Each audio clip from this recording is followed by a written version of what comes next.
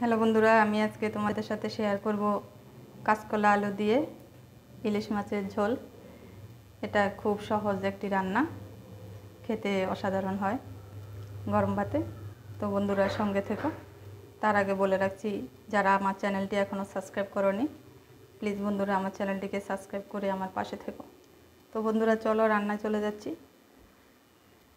এগুলোতে আমি ভালো মতো নুন হলুদ মাখিয়ে রেখেছি 4-5 মিনিট আগে। কড়াইতে আমার তেল দিয়ে দিয়েছি, তেল গরম হয়ে গেছে। এবার মাছগুলোকে হালকা করে ভেজে নেব।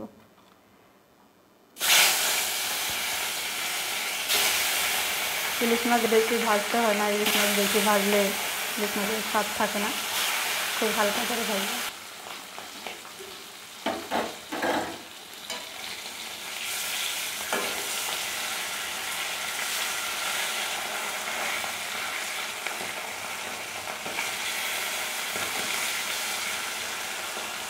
এরকম হালকা করে ভেজে নামিয়ে নেব, আর বেশি ভাজার দরকার নেই।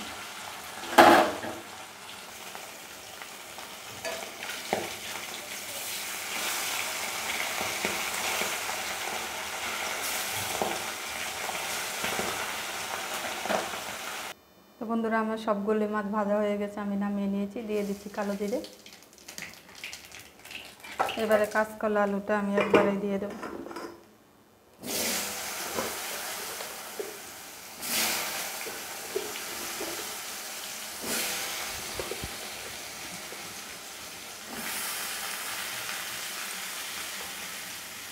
রান্নাটা খুব সহজ এবং হেলদি একটা খাবার।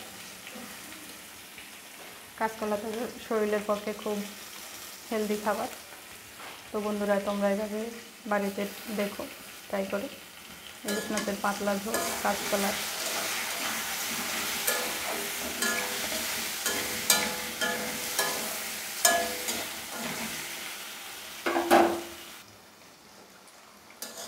তো বন্ধুরা আমার কাঁচকলা আলুটা সুন্দর মতো লাল লাল করে ভাজা হয়ে গেছে। এবারে আমি দিয়ে দেবো 1 চামচ জিরে গুঁড়ো। আমি এই রান্নাটাতে আদা ব্যবহার করব না। দিয়ে দেবো 1/2 চামচ লঙ্কার গুঁড়ো। দিয়ে দেবো 1/2 চামচ হলুদ গুঁড়ো। মশলাটাকে আমি এখন জল দিয়ে ভালো মতো কষিয়ে নেব।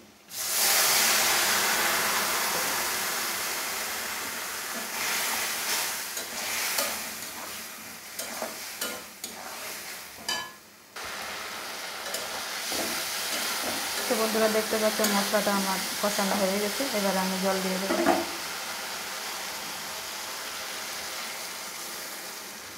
আমি একটু জল বেশি করেই দেবো, ঝোলটাকে আমি পাতলা রাখবো। ইলিশ মাছের ঝোল পাতলা হলে খেতে বেশি ভালো লাগে।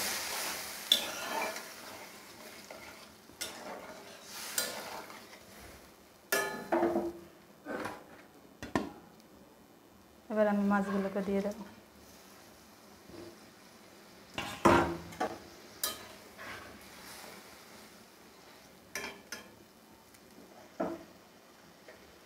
দিয়ে দেবো আমি এভাবে চিড়ে রেখেছি কাঁচা লঙ্কা, 4-5টি কাঁচা লঙ্কাকে আমি দিয়ে দেবো।